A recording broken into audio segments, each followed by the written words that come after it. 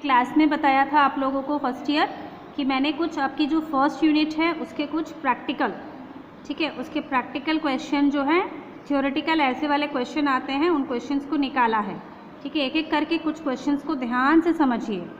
उदाहरण के लिए पहला क्वेश्चन है, बड़ा सिंपल है कि दो संख्याओं का योग 75 है, दिख रहा है, और पहली दो संख्याओं का योग 75 है। पहली संख्या के दुगने और दूसरी संख्या के 5 गुने का योग 225 है, तो वह संख्याएं बताइए। ऐसे आएगा मैथ्स में क्वेश्चन, है ना। ठीक है, अब इसको कैसे हल करते हैं एक एक चीज़ को देखते जाएं। ठीक है, मैंने सॉल्व किया हुआ है, बस मैं उसको आपको समझा रही हूँ। ठीक है, पहले तो बोला दो संख्याओं का योग है, तो पहले तो हम वो संख्याएं मान लें प्रश्नानुसार। मान लो वो संख्याएं क्या हैं, x और y हैं, राइट। ठीक है, और दो संख्याओं का योग बोला है, तो दोनों संख्याओं का योग हो गया x + y = 75, राइट। और ये क्या हो गया आपका समीकरण नंबर 1।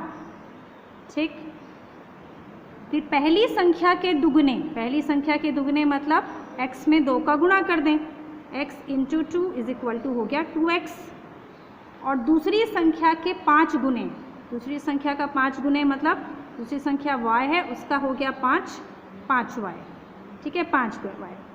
इनका योग, पहली संख्या के दुगने और दूसरी संख्या के 5 गुने का योग क्या है, 225 है। तो मैंने वही किया, 2x + 5y = 225 है।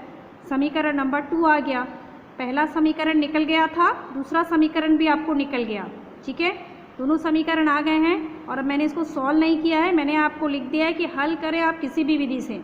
आपने विधियाँ कितनी पढ़ ली हैं, विलोपन विधि, प्रतिस्थापन विधि से ज़्यादा जो समझ आए, आगे भी पढ़ ली है, इनमें से जो विधि आपको समझ आए उससे आप हल करें और आपका आंसर आएगा x = 50, y = 25। आप मुझे मैसेज करके बताएंगे कि ये आंसर आया है कि नहीं। इसको कॉपी में नोट करेंगे और इसकी वर्किंग को ऐसे ही बनाएंगे। आई होप ये क्लियर है सबको। ठीक, अगला क्वेश्चन देखते हैं। इसमें आपको युगपत समीकरण में पिता पुत्र की आयु का तो बहुत ज़्यादा आता है, पिता पुत्र की आयु का थोड़ा बेसिक समझ लीजिए। ठीक है, क्योंकि जनरली लोगों को पिता पुत्र की आयु में समीकरण बनाना नहीं आता। तो बहुत इंपॉर्टेंट क्लास थी, जिन लोगों ने नहीं अटेंड की, और ये जो वीडियो है आई होप आप लोगों को ये काम आएगा। पहले क्वेश्चन समझ लीजिए कि पिता की आयु अपने पुत्र की आयु की 3 गुनी है। देखो पिता बड़ा है तो पिता की आयु अपने पुत्र की आयु की 3 गुनी है, नो प्रॉब्लम।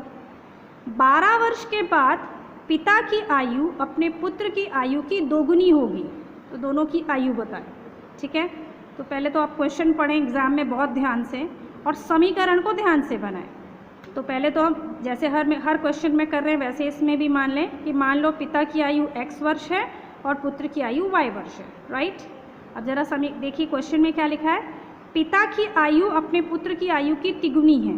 ध्यान रखें स्टूडेंट्स, पिता की आयु तिगुनी है करके लोग x में 3 का गुणा कर देते हैं कि पिता की आयु 3 गुनी है तो x × 3 कर देंगे, जो कि बिल्कुल गलत है, गलत है।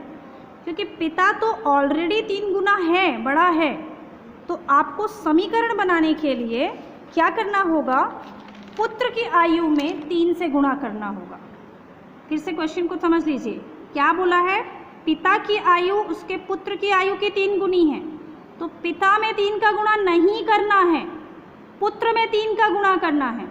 तो इसलिए फॉर्मूला होगा, एक मतलब समीकरण होगा x = 3y। ठीक, फिर बोल रहा है 12 वर्ष के पश्चात। ठीक है, 12 वर्ष x में भी 12 जुड़ जाएगा और इधर y में भी 12 जुड़ जाएगा। अभी इसको कुछ नहीं किया ना, ऐसा लिख लीजिए x + 12 y + 12। ठीक है, 12 वर्ष के पश्चात क्या होता है, 12 वर्ष के पश्चात देखिए क्या लिखा है, 12 वर्ष के पश्चात पिता की आयु अपने पुत्र की आयु की दुगनी हो जाएगी, राइट। तो फिर से वही नियम कि पिता की आयु में दुगना नहीं करना है, पिता की आयु तो ऑलरेडी दुगनी है, समीकरण को बराबर करने के लिए पुत्र में दुगना करना है। जिसको भी ये पॉइंट नहीं समझ आया वो मुझे व्हाट्सएप पे ज़रूर मैसेज करके बताएंगे, बिकॉज ये पूरे युगपत समीकरण और आपके 15 नंबर के क्वेश्चन का आधार है। जितना भी कैलकुलेशन होता है वो पुत्र में होता है, पिता में नहीं, क्योंकि पिता की आयु तो ऑलरेडी 2 गुनी है और हमें समीकरण बनाना है। बस सॉल्व करेंगे, x + 12 = 2 का अंदर गुणा हो जाएगा 2y + 24। इसको हल करेंगे। आई होप इतना तो आपको आता है, जैसे नहीं आता वो यहाँ भी देखें, x है और y को इधर कर लीजिए, y में कोई निशान नहीं है, प्लस का निशान है तो ये माइनस हो जाएगा, x माइनस 2y, और ये 24 है, ये प्लस 12 इधर हो जाएगा माइनस 12, तो x minus 2y is equal to 12 हो गया। ये समीकरण नंबर 2। समीकरण नंबर 1 आपके पास ऊपर पड़ा हुआ था, x is equal to 3y, तो जो x की वैल्यू है 3y उसको यहाँ रख देंगे और सॉल्व करेंगे तो आपको पिता और पुत्र की आयु निकल जाएगी। आई होप आपको ये पॉइंट क्लियर है, ठीक है।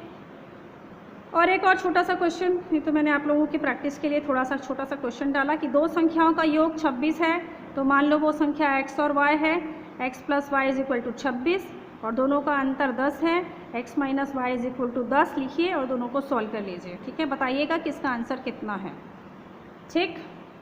एक और क्वेश्चन देख लीजिए कि दो संख्याओं का योग 30 है, दो संख्याएं हैं, दोनों का योग कितना है 30 है, तो दोनों संख्या क्या मान लेंगे, शुरुआत कर लीजिए। मान लो वो संख्या x है, दूसरी क्या है y है, दोनों का योग कितना है 30, तो x plus Y is equal to 30।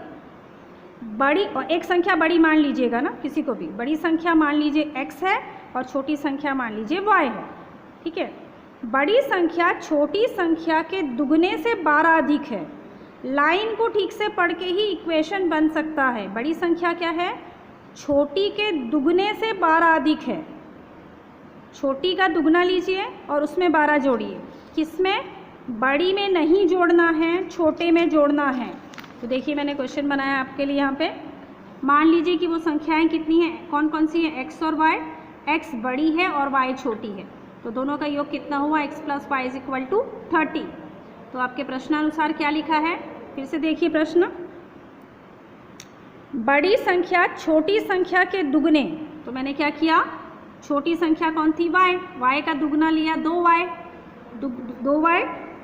और के दो दुगने से 12 अधिक है, तो मैंने छोटी में ही 12 जोड़ा है, बड़े में क्यों नहीं जोड़ा, क्योंकि बड़ा तो ऑलरेडी बड़ा है भाई, और इक्वेशन को बराबर करने के लिए जो नियम हमने उसमें लगाया है वही यहाँ पे भी लगाएंगे।